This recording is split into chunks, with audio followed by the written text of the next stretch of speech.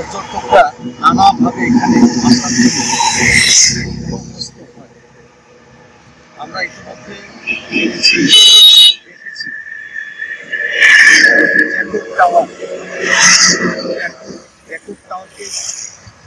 টাওয়ারের পাশাপাশি এখানে দর্শনীয় বহু স্থান আছে। এখানে চরপেশ্বর থেকে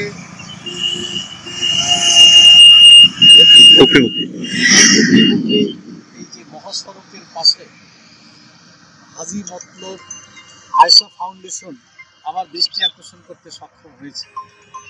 এখনকার সেবা অভাবী মানুষের দান খয়রাত নয়, আত্ম প্রতিষ্ঠা লাভের জন্য সমাজে এই বেকার সমস্যা দূর করার জন্য নানা কর্মকাণ্ড এখানকার তরুণ সমাজ করে থাকে।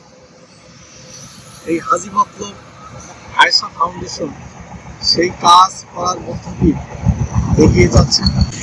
মুসলিউদ্দিন তরুণকে আমি আমার প্রাণ ঢালা অভিনন্দন এবং কৃতজ্ঞতা জানাচ্ছি। ও আমার শিক্ষকতা জীবনের প্রথম জীবনের ছাত্র।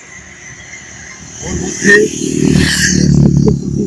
আত্মপ্রতিষ্ঠা লাভ, সমাজের জন্য কিছু করার যে মানসিকতা, শিল্প সাহিত্য সংস্কৃতির চর্চা করা স্টুডেন্ট লাইফ থেকে আমি দেখেছি।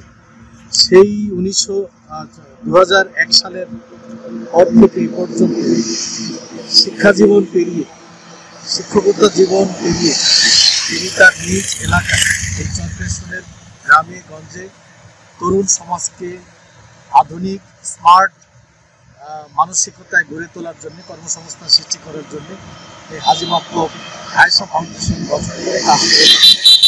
সবাই এগিয়ে যাক এবং স্মার্ট বাংলাদেশ গঠন করার জন্য স্মার্ট তরুণ সমাজের বিকল্প নেই।